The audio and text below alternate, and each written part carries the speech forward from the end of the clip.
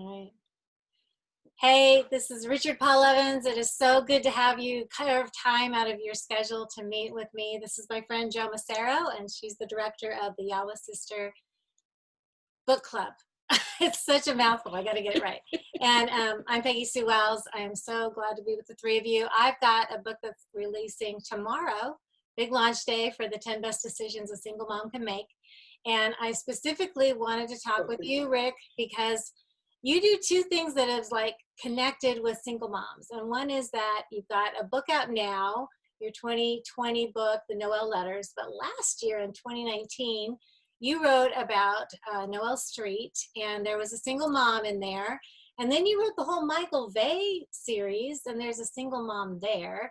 And so for those of us that are single moms, you know, we're just like all drawn in, like, oh, somebody gets me. So I wanted to ask, like, what is it about the single moms that you wrote them into several of your books?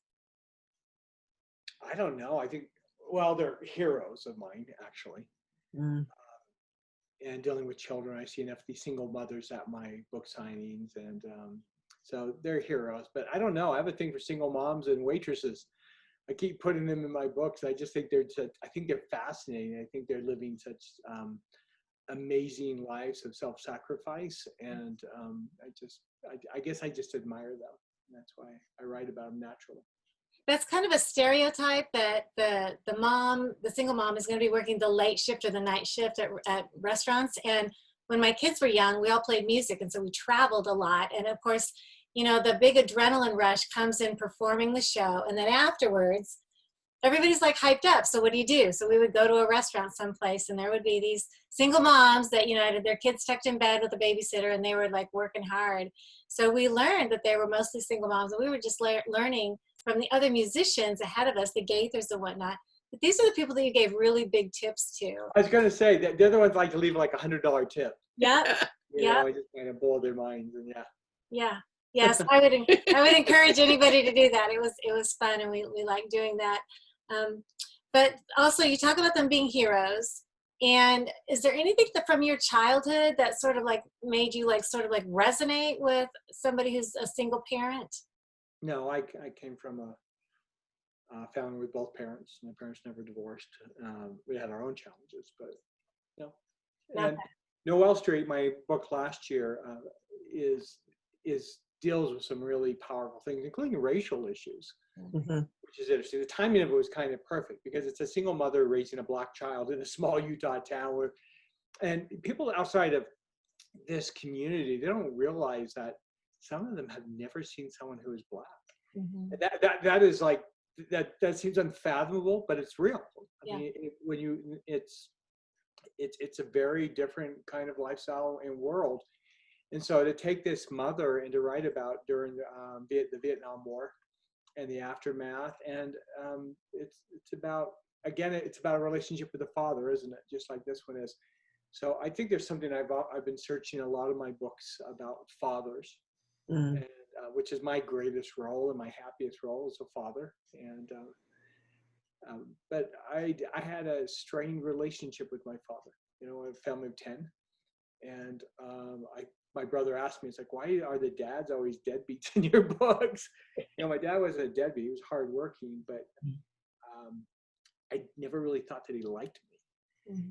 And he said as much a few times. And so I think I try to work things out in my books. Yeah. Well, you've done something very different too with your own family, because your daughter's just published her second best-selling book, and Third. Yeah, okay. I was going to say it's a third. Okay. And your emails Jenna. Jenna does, and your emails have come through, and I hear the pride in your, you know, like, this is my daughter, but besides that, it's a really great book, but this is my daughter, and you really should read her book. And from having a background similar to like what you're talking about, there was never a dad who ever cheered on. And so when I read that, it actually thrills me, because I'm like, yes, this is how it's supposed to be. You know, this is good, healthy relationships. My best endorsement I could give you is that my wife and my children like me. Right? Yes. Yeah. In fact, and now my grandchildren. Yeah. You know, it's when my I mean, that to me is a real acid test, because they know the real you. And sure. I just they're my friends. And my daughter, she had a home. She's not married, and one day I'm over helping her. She would call me when things would break, and one day she goes, "I have to confess something. I broke that on purpose. I've been breaking things so I could just see you." Or one time she invited me to a party with a bunch of her 20-year-old friends. I go, "Why would you invite me?" She goes, "Because you're cool." I was Oh, like, "I like this. This is a good relationship." really But sweet. it's a blessing. Whatever made it, it's a blessing, and I care deeply about my children. And when the people that know you the best enjoy being with you enough to break something. So if you like made just regular appointments to go over there without having I told her, I go, "You don't have to break something. It's like, you can come over. We went to lunch." That's right. Yeah, let's do lunch or at least ice cream.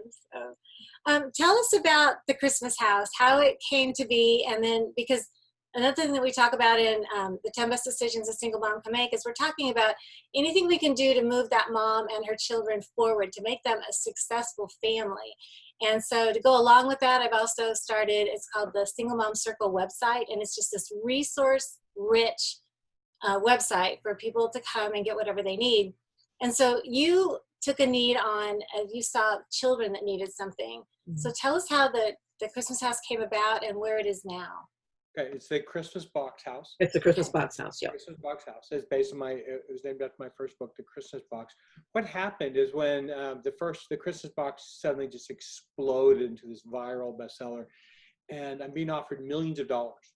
And then it sold in an auction for $4.25 million. I was making $30,000 a year at the time.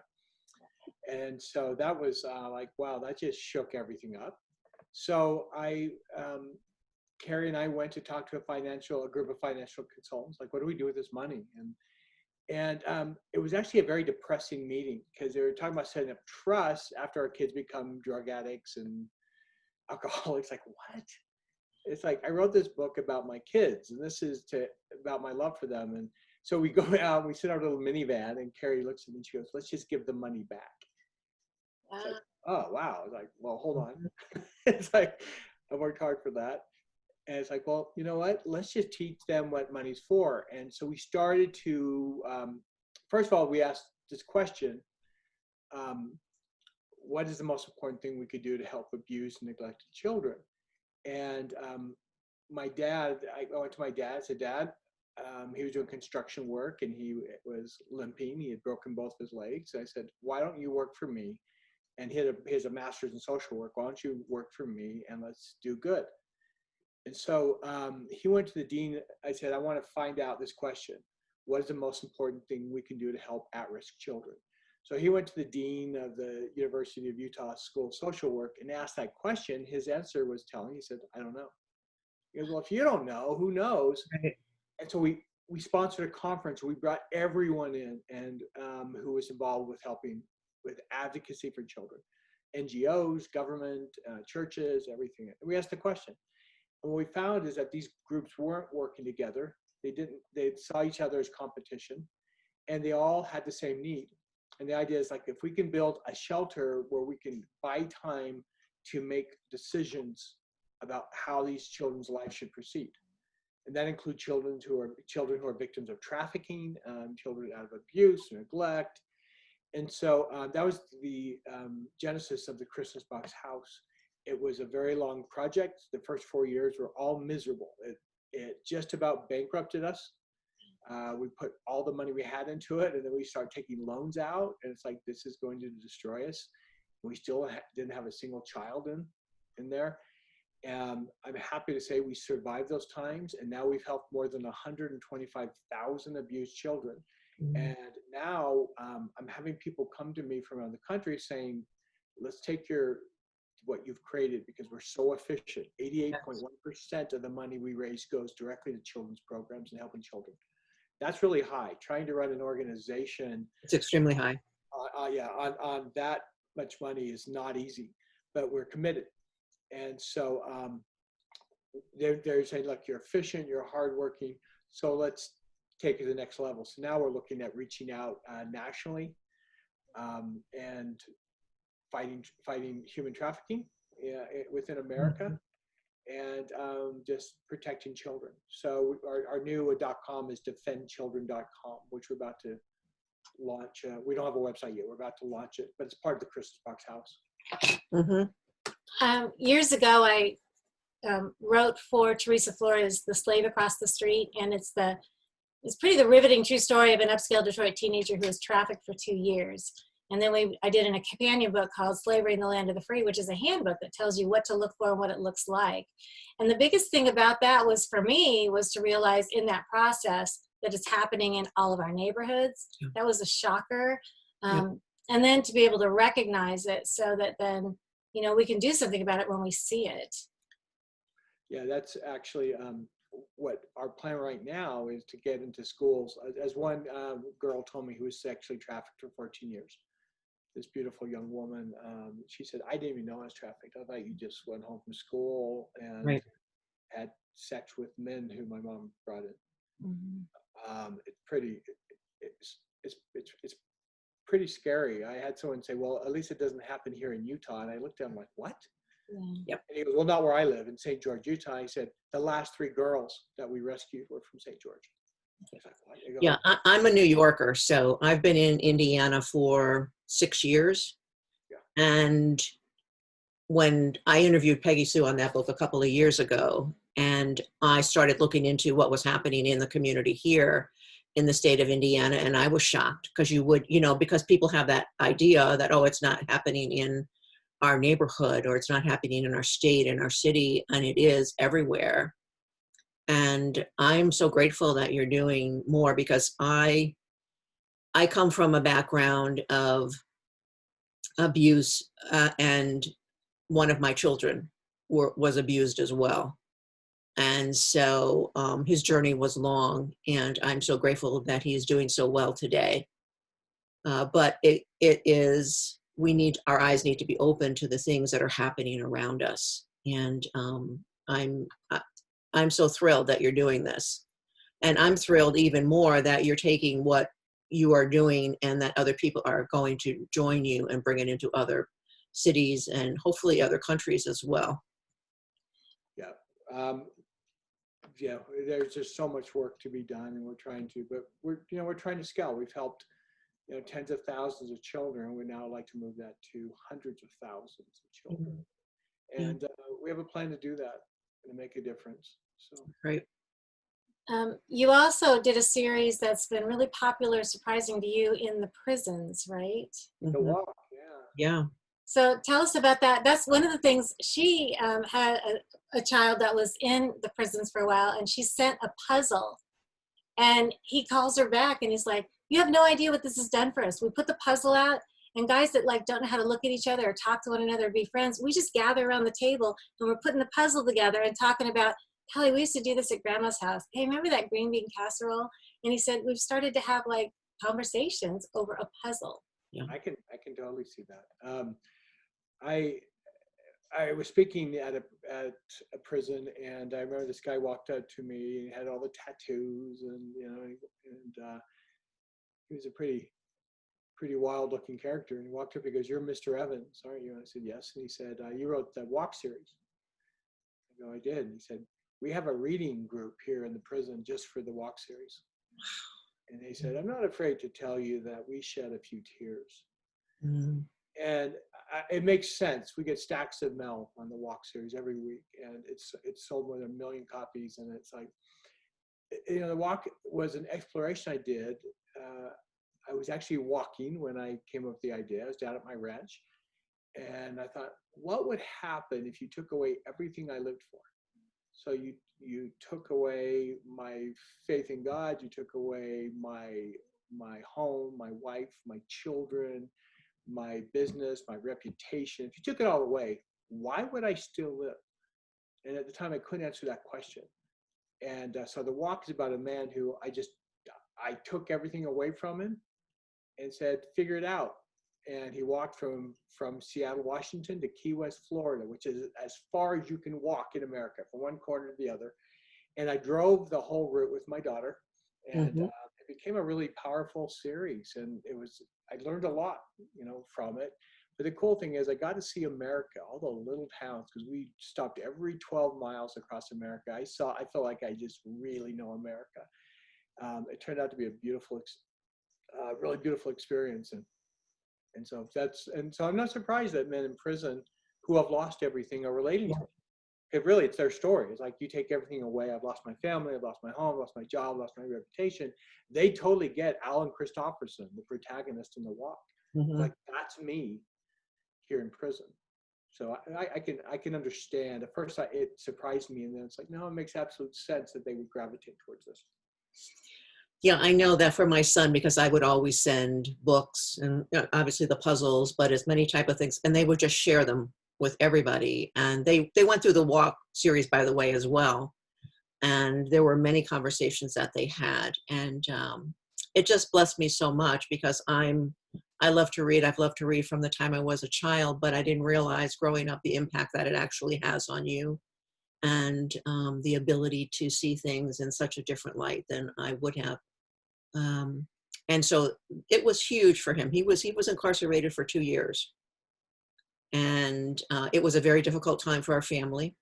Yeah. The impact was huge, but what happened out of it was so powerful. So I'm so grateful to God for that. And Well, his books, part is to help other men. books start revolutions, They do. whether political or religious. I mean, there's a book, societal. There's a book at every major change. There's a book at the course of it. So I had this interesting experience. We were moving from our home, and my wife, she hired a company to move us, and they're basically men from a halfway house, right?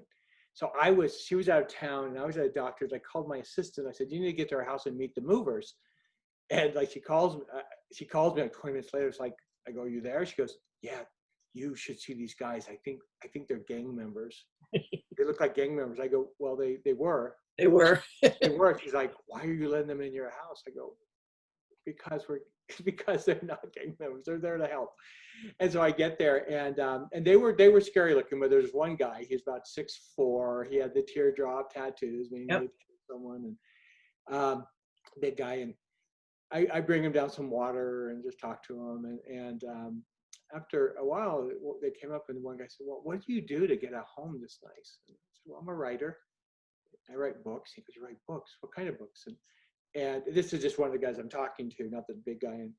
And they're all big, and I said, well, I write things that are mostly read by women, they're inspirational. I said, but I did write a young adult series called Michael Vey. And all of a sudden, the tall guy sat up and goes, you're Michael Vey? And I go, you read Michael Vey? He goes, Michael Vey, The Prisoner of Cell 25. Michael Vey, Rise of the Elgin. He starts going down. Michael Vey, Battle of the. It's like, oh my gosh, he really did read him. And he goes, he turned to the other guys. He goes, this is the greatest book series ever written. He goes, but in prison, they didn't have the final number 7.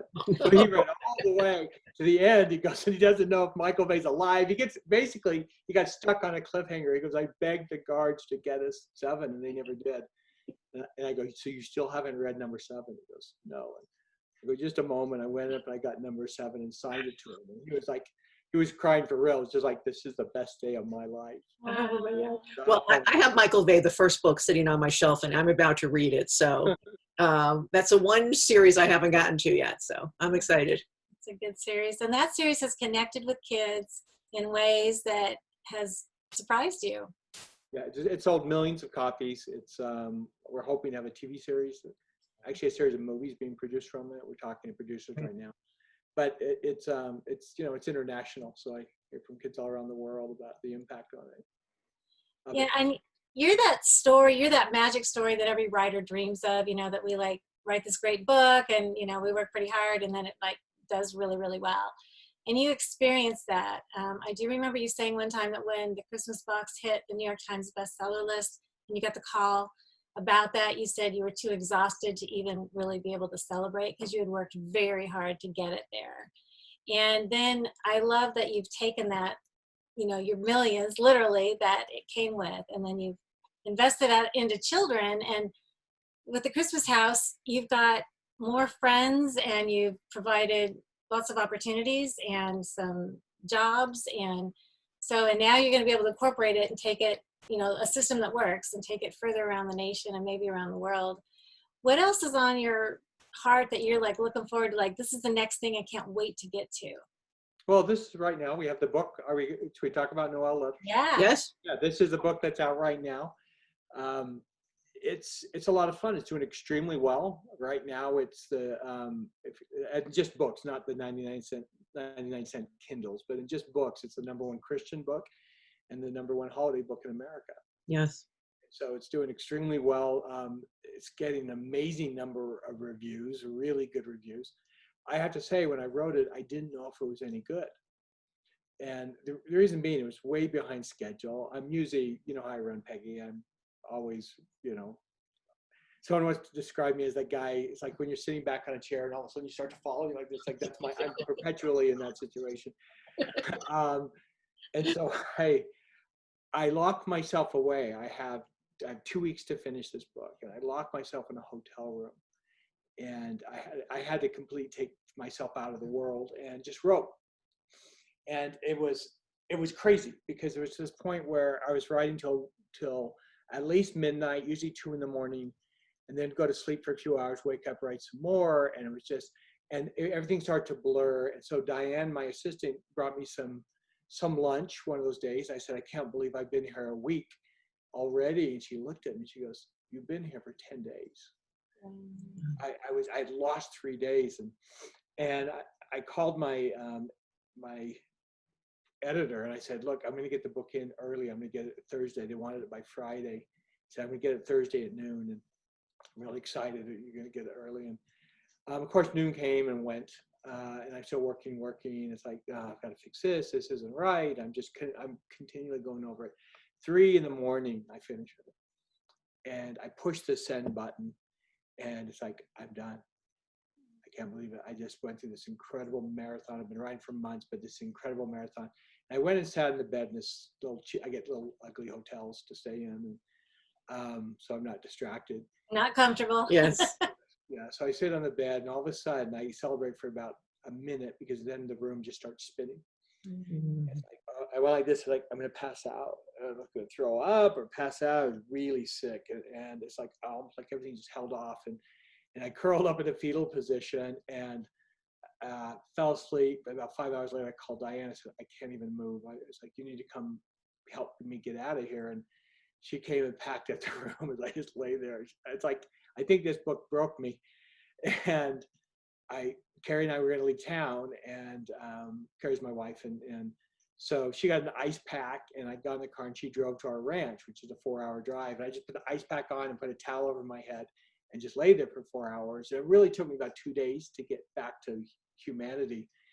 And so I thought, I don't know if it's any good, because you heard, the saying, you can't see the forest for the trees. I couldn't even see the tree. My head was so stuck into the tree. I was so into it. It's like, I don't know if it's any good. It's the best I could do. I gave it everything. And so then she read it, and she came back, and she goes, this is my favorite of all your books. This is amazing. And I go, really? I go, really? This one? And then I started getting these really great national reviews, like Booklist and Kirkus. And people don't normally like me, are saying this book is just amazing and lovely and deserve a place under Christmas trees across the world.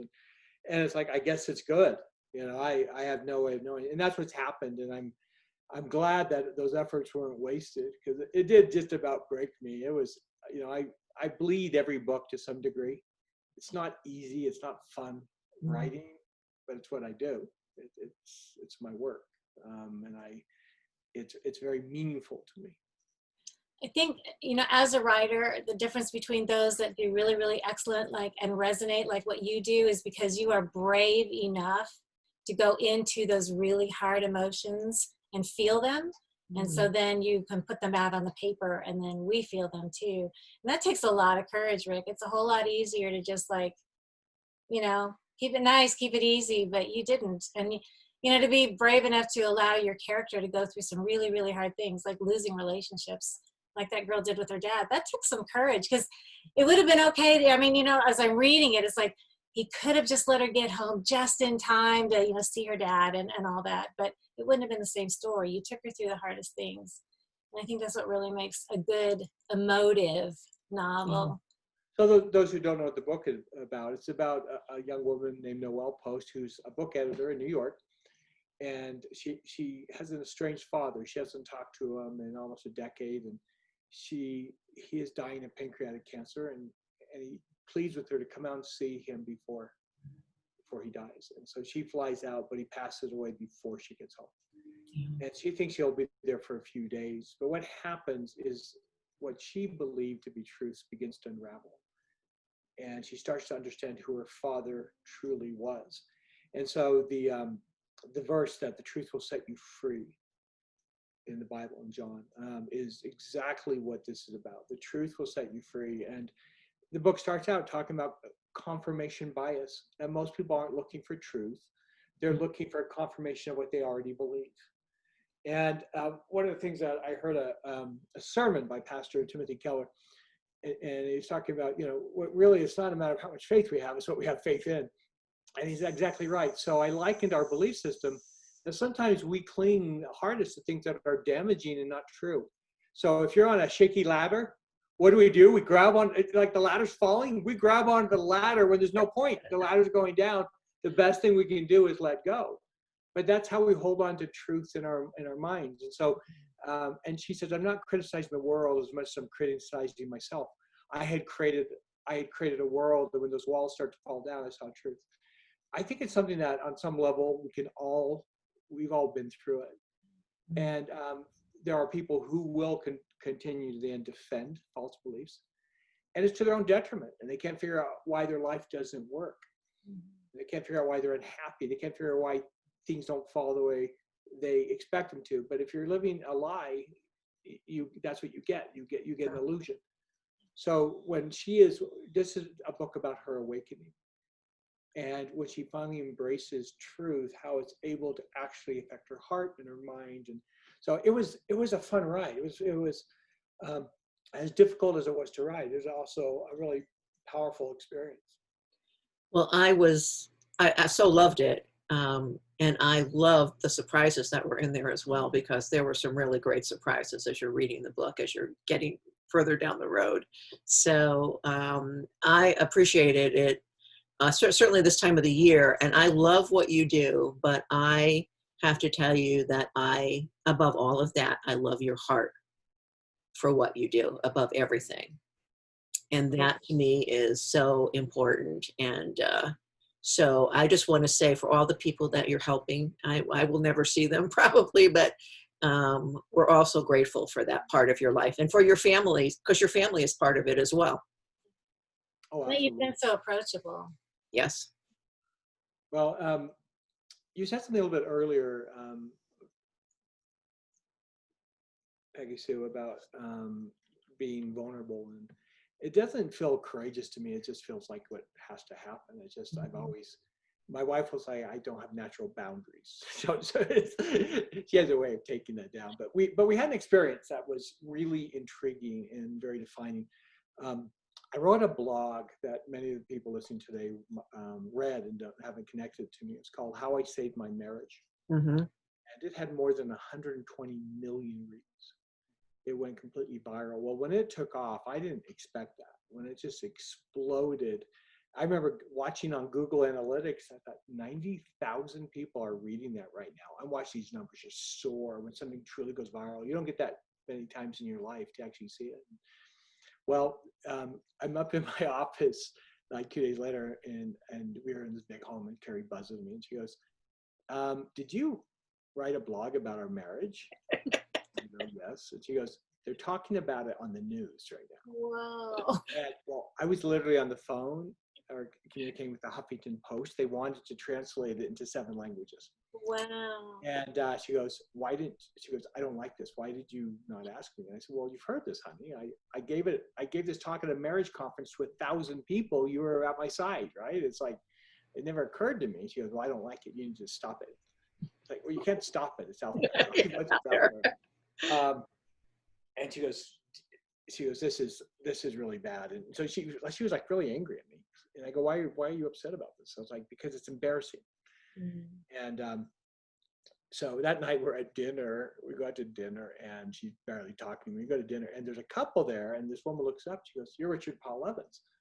I go, yes. She goes, we're here because of you. And I said, I've never recommended this restaurant. And she goes, no, we're together because of you. We're going to get divorced when we read your blog. And I said, thank you so much. I said, well, tell her. My wife. And So she'll talk to me. Carrie's like, yeah, I know. She had friends. She had 2 friends call her and tell her to save their kid's marriage.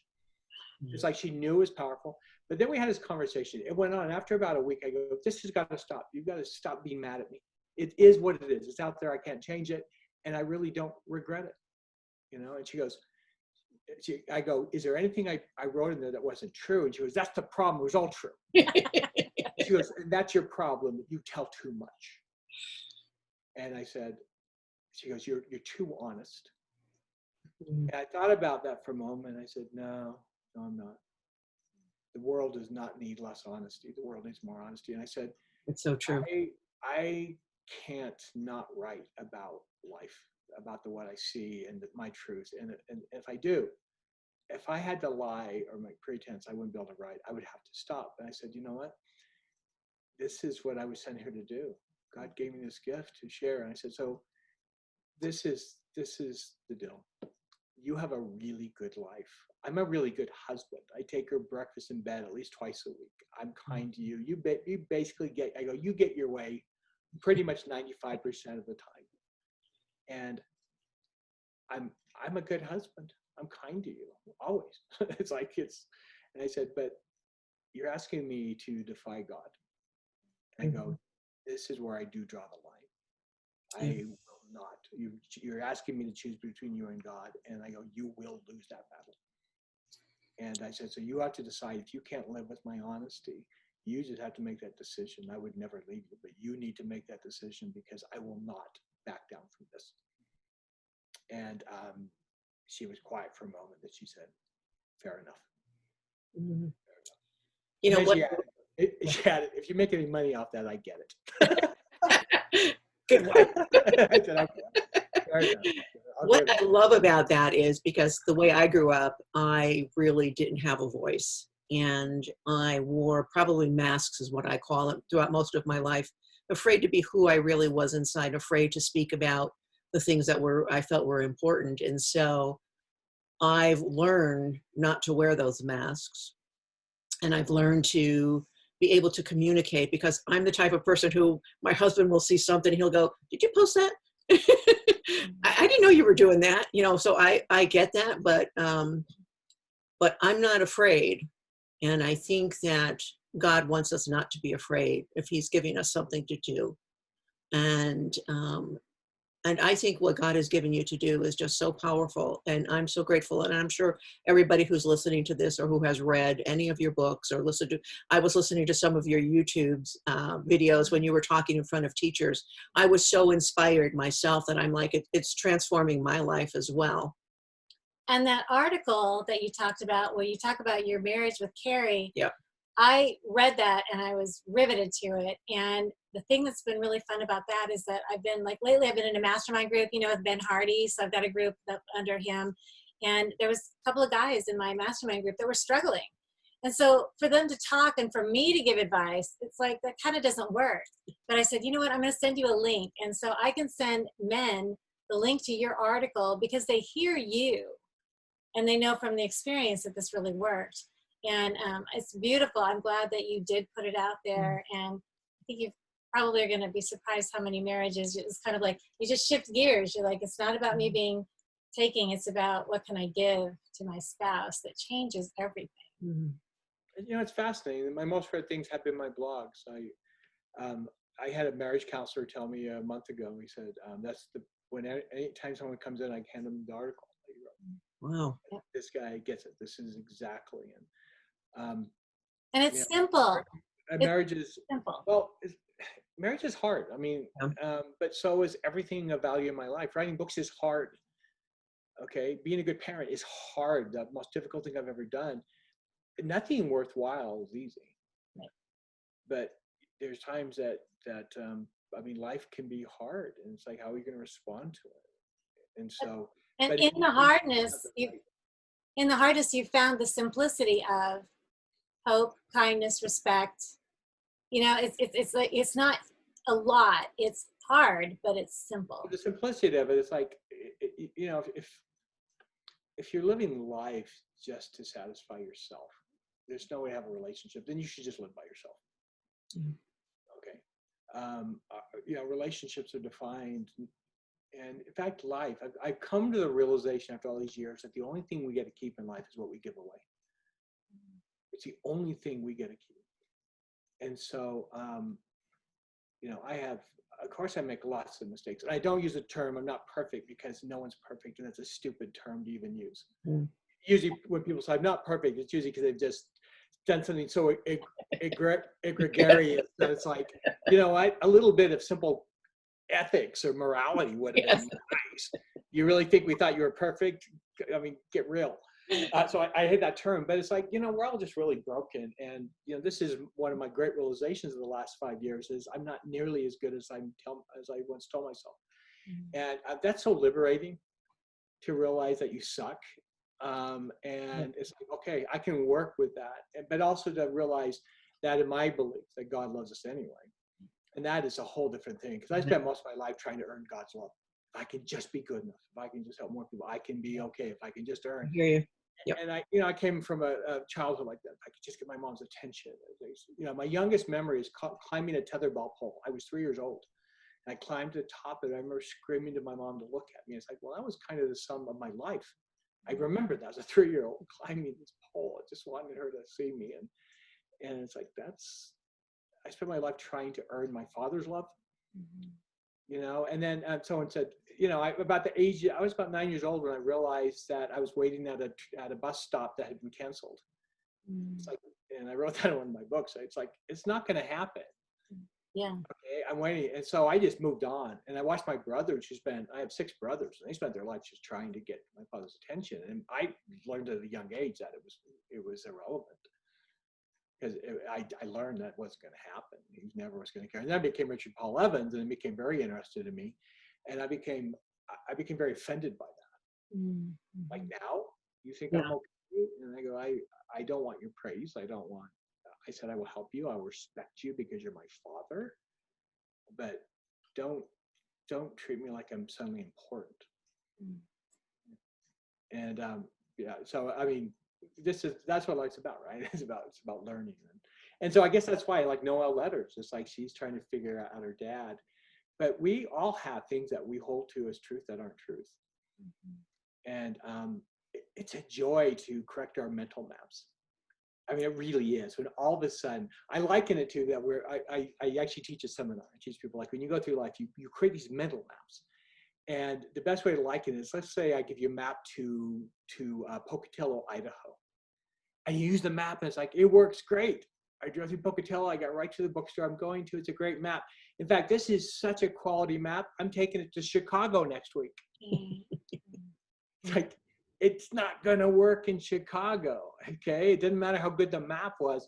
Well, that's how we live our lives. We build these maps, and then we go into adulthood, and you'll see people who still live with their childhood maps, and they can't figure out why they go down a street and it's a dead end, or the street's not even there, and they can't figure it out. It's like, well, you're living off the wrong map. You're living things that just aren't true. And so to liberate those and see the world not as we want or expect it to be, but as it is a really powerful experience. And also, like you showed in Noel letters, to extend grace to the people that are not seeing it through the lenses that you would like them to. Because you had a father that had a choice.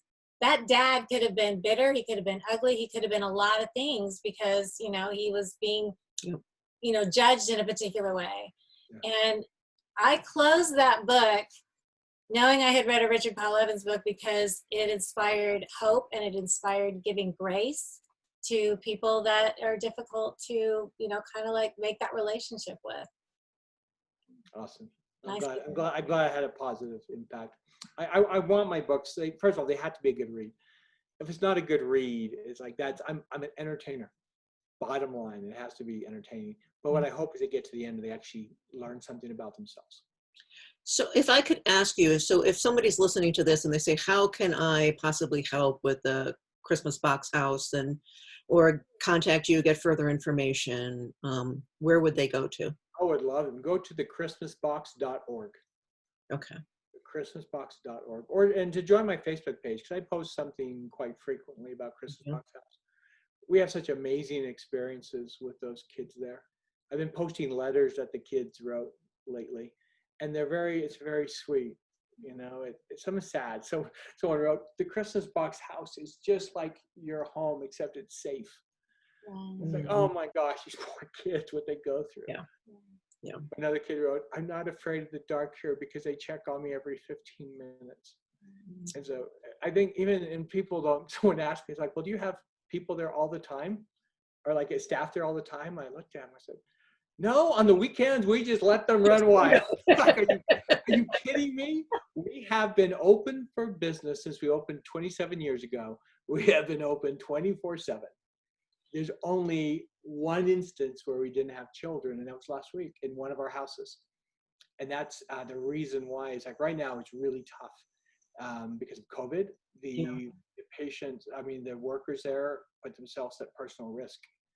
I've only been back in there twice. They won't allow me in, and it's dangerous. But we don't close down. It's like jail. You don't close down. It's like these kids need a place to go, and so they may be coming from a COVID home, and so you know, it's a big risk. We didn't have, one thing that has happened is our numbers right now are a little bit lower than normal. That's because we don't, I would like to say it's because there's less abuse. The reality is, there's not. with everyone at home, there's more abuse, right? We know anecdotally that there's more abuse going on, but the usual systems that report it, you know, people at school, the school nurse, teachers, church, they're not going. So the kids are at home, so no one sees it. So that's why one of our facilities, it only lasted for a day and a half, but it's the first time in 27 years that we haven't been filled with kids. That was only one of our facilities. The other facility was full. In fact, last week we had two 2-month-olds come in. Because when you post that, everyone wants to hold the child. Sure. They were beautiful. Anything else you want to share before we unfortunately say goodbye, because we could sure continue this conversation all afternoon. Oh, thanks for reading. I hope you enjoy the Noel letters. It's doing extremely well. I do have right now Noel Street. You brought up Peggy Sue. I got a call from a producer, and he says the man who wrote Pretty Woman. You heard of Pretty Woman? I said everyone has. He said he fell in love with Noel Street, and he wants to write a screenplay, and he just wants permission. I said, of course. Yeah. And then Noel Diary is being produced as my first feature film. By Netflix, starring Justin Hartley, This Is Us, and director Charles Shire. And so I have 2 producers looking at TV series. And I'm hoping to look at The Walk as well as Michael Bay. So I have more movie stuff. I've had 8 books produced into TV movies, but they keep getting bigger and stronger. And so it's a good time. I feel extremely blessed right now. Well, that's wonderful. We just wish you and your family and everybody who lives in the Christmas Box House just a really wonderful and blessed holiday season. Merry Christmas. Thank you. Enjoy it. Just enjoy it. Yeah. Like you were in Italy. I remember you were talking about when you were in Italy. You enjoyed Christmas. Oh yeah, very simple. Just lots of laughter and food. Yes. Yeah. So the Italians have a bella vita. I'm Italian. My husband is. We just spent a day making meatballs, another day making homemade pasta, and doing some other things, and had friends over on Friday night. So I get it. Parla Italiano. Yes. My wife's Italian. She's a Dessera, and that's how we got into the whole Italian thing. But yeah, we love Italy, and I miss it. And it's all locked up, so we can't go there. Yeah. Oh yeah. Yeah. Well, blessings again to you, and thank you so much for spending time with us. It's been really wonderful. It's good to see you, Rick. Good seeing you. You take care. Blessings.